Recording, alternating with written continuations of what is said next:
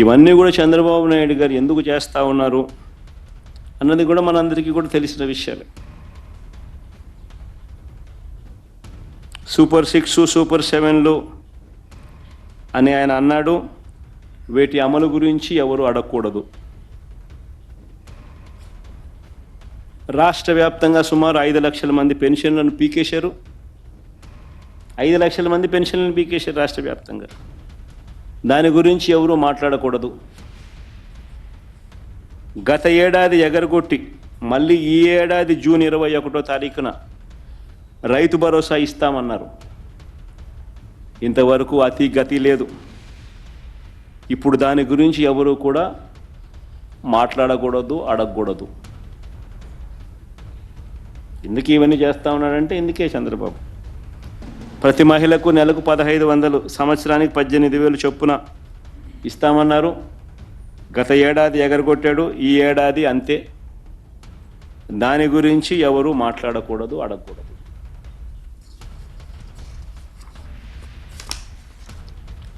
ఏటా 3 సిలిండర్లు అన్నాడు. గత ఏడాది 2 సిలిండర్లను ఎగరగొట్టేశారు. ఇస్తానన్న ఒక్క సిలిండర్ కూడా అందరికీ అందలేదు. ఈ ఏడాది అసలే 3 సిలిండర్లలో అసలే లేదు. దీని గురించి కూడా ఎవరు అడగకూడదు, మాట్లాడకూడదు. బడికి వెళ్ళే ప్రతి విద్యార్థికి 15,000 ఇస్తానన్నాడు. గత ఏడాది ఎగరగొట్టేశాడు. 15,000 కాస్త 13 అయింది. ఈ ఏడాది కూడా 30 లక్షల మందికి ఎగరగొట్టేశాడు. దీన్ని కూడా ఏ విద్యార్థి కూడా ప్రశ్నించకూడదు, అడగకూడదు. నిరుద్యోగ యువతకు నెలకు 3,000 ఇస్తానన్నాడు.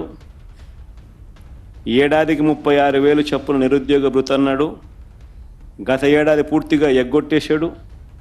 ఈ ఏడాది కూడా పూర్తిగా ఎగ్గొట్టేదానికి శ్రీకారం చుట్టాడు.